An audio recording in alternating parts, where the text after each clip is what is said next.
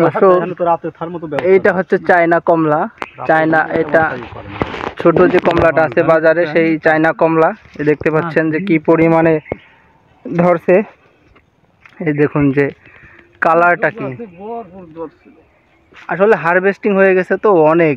এই সমস্ত গাছে প্রচুর পরিমাণে ফল ছিল, সেই ফলগুলো মূলত হারভেস্টিং হয়ে গেছে কয়দিন ধরেই বাজারজাত হচ্ছে এই ফলগুলো, যার কারণে ফল গাছে তুলনামূলক কম।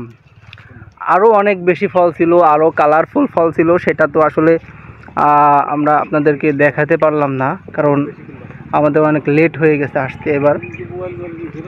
তো দেখুন যে বাংলার মাটিতে সব কিছুই সম্ভব। আসলে সঠিক পরিচর্যা আর স্মার্ট কৃষি, এই দুটোর কম্বিনেশনে বাংলার জমিনে একজন সফল উদ্যোক্তা তার